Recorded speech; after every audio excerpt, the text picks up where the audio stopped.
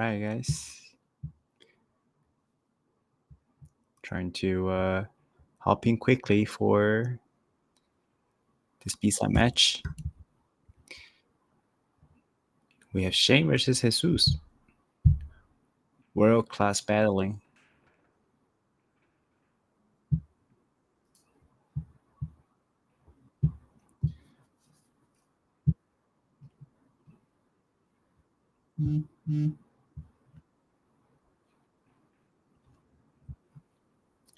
Really, at this point, for those two players, or for any players left, actually, it's a battle of breaking runs and who can serve, who can hold their serves, and of course, assuming that they're making very little mistakes.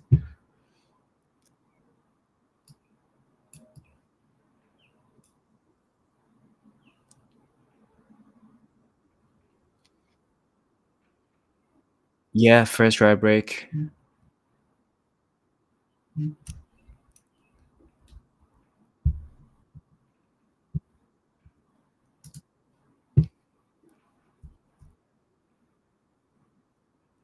Three is not straight back. Pretty perfect speed. So the players struggled a little bit with the speed on this table and the feature table, particularly this morning, but I think they're on track now. Hard part is to not hit too much to the thin side of the 7. Want to hit as full as possible. Wow, almost. Yeah, so well, I can only speak as a decent player, not a pro player. But for me, I always I know I have to control 3, so I don't want to hit the 7 on that side because the 3 will go that side. Alright, so he is on track. GG for Shane? Nah, that's too early. So let's just assume that Jesus can, get this one. It's still just kind of like one serve apart. Like, oh, right here, he's probably not having a shot. I doubt. Yeah, it's really close.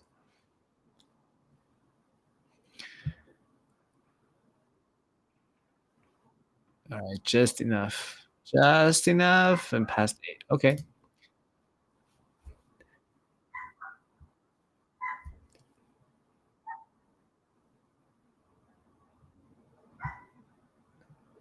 Yeah, Saratoga is a fun game.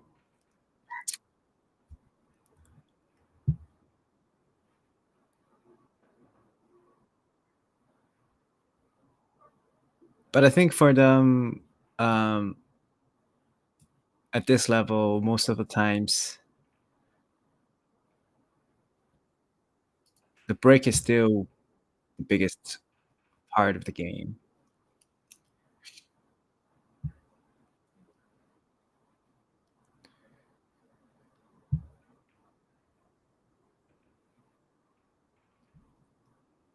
And that's why I think some players or some viewers only like to watch one pocket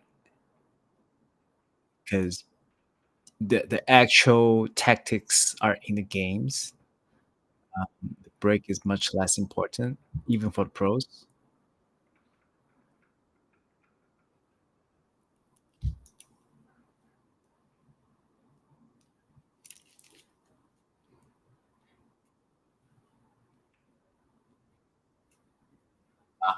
Break is much less.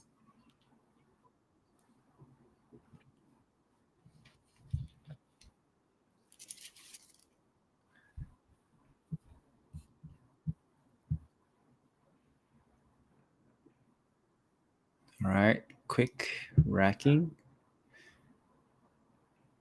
So in this tournament, it is hand rack with boot rack. Two boys supposed to be behind the rack, and The balls are not in perfect conditions, which means that some of the balls wear out a little bit more. Walks are, not perfect. Let's see how's the four ball rolling. Okay, it's not blocking the one ball, but the four doesn't have an obvious pocket.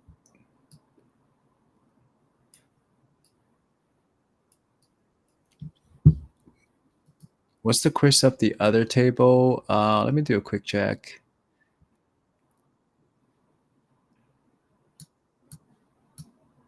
If you would like to, feel free to check the other stream or go to, I believe it's okay. 3-2-1 Yuto is up against Spencer Latin. That will be the hot seat ASAP final match. All right, let's see. I believe he's going to try to nudge out the five. Yep. Oh, how's the Cuba going? Oof. All right, at least welcome. At least the path is clear. Just have to go back and forth, probably twice or one time. Yeah, he's pretty comfortable with the speed now, so he knows how to control that. It's a little bit funny. Not sure if he can squeeze past the eight ball. Yeah, that's what yeah. That's what I feel like. It's a little funny. I would be so scared of pushing that eight ball. Seems like he can just see. Oh wow, yeah,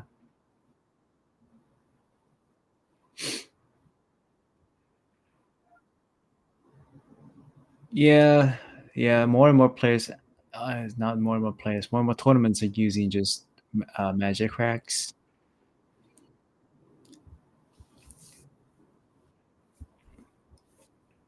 Magic racks are nice, but with a tournament like this, only race to seven, uh, and bunch of 740, 750 plus players.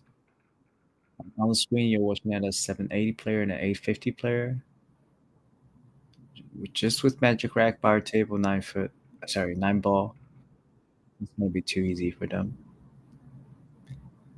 So just to add some randomness, so yeah, we're looking at Shane putting the tube on the side, which technically players should observe the tube at the back of the rack, but they're not enforcing it that extremely for this tournament, and players don't actually mind because you are looking at a pretty random. Ooh, okay, that was interesting. Shane has been struggling. Saxon. Oh, you're good. You're good.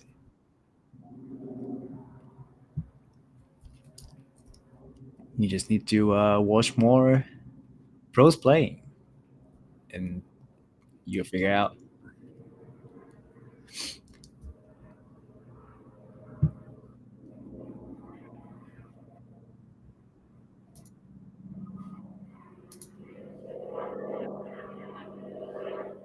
Right now, wow, look at the numbers. We've got almost 300 players watching from YouTube.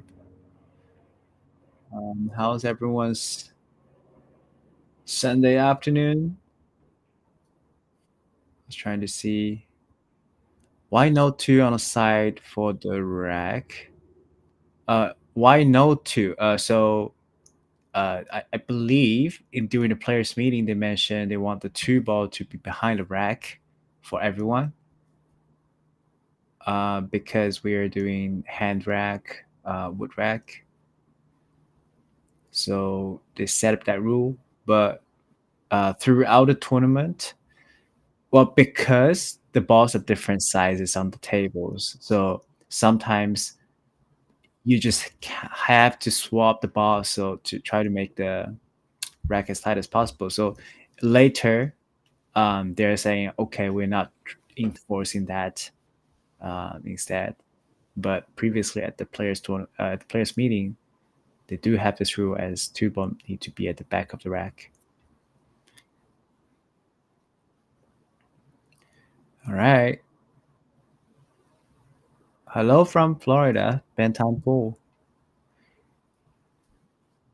Has SCB won anything lately? Uh, well, he definitely won something. You just he's just not promoting enough for his smaller wins, and he doesn't have to prove himself. He's won enough. He's flying out to Florida tonight on the red eye flight, and let's see how he does in that one.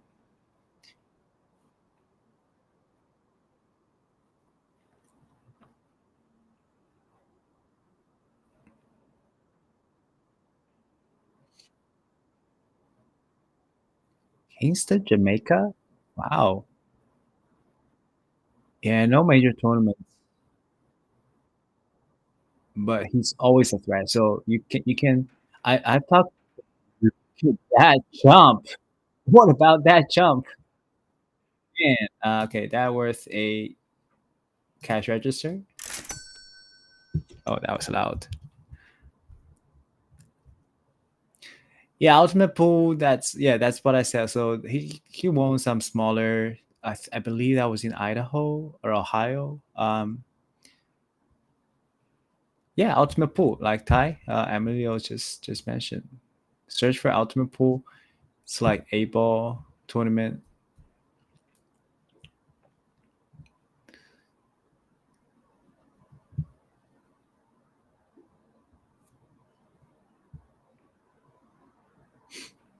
There's really no need to discredit Shane for his accomplishments.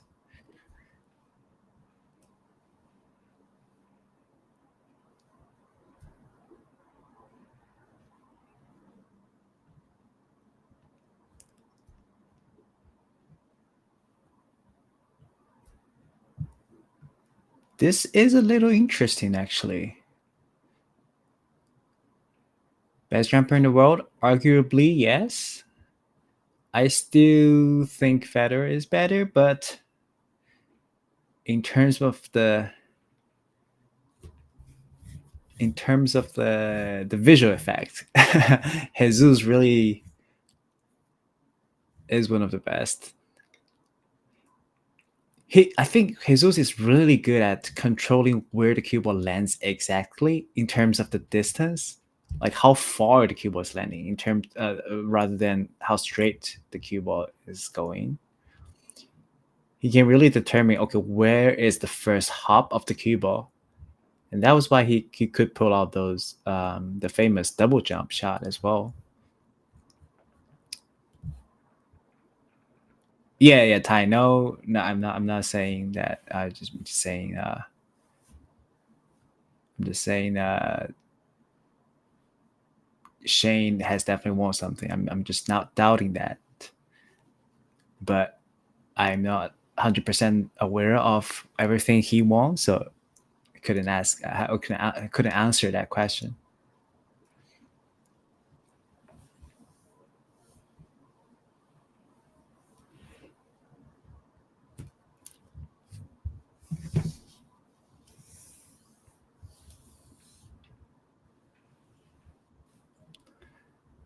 Jesus on the hill.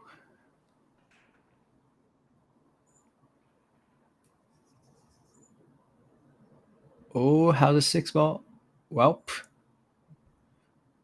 what makes Fedor better in your opinion? I think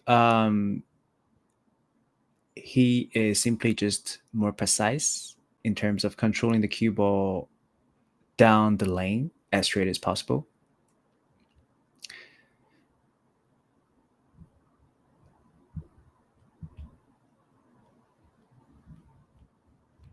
And that preciseness is well maintained even when the keyboard eligible, like even when he has to jump soft and hop the cue ball high when when an object ball is very close to the cue ball,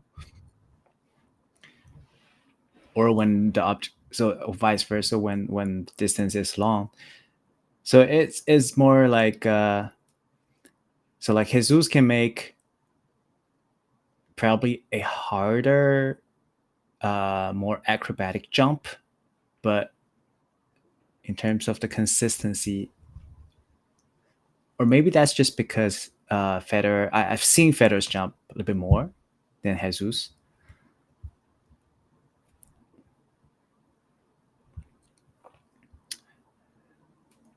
Yet Shane just lost that long race pretty badly. What tournament is in Florida coming up? The Florida Open. Yeah, I believe that's a matchroom event. Yeah, yeah, that's right. Jesus has more highlight real jumps. I would agree that probably.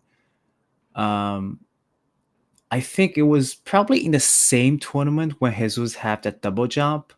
So Federer actually has a jump drawback to a very precise location. So, so to me, both of them are real good jumpers. And players just in general nowadays are so good at jumping. Yeah, no, I agree. I agree, James. Or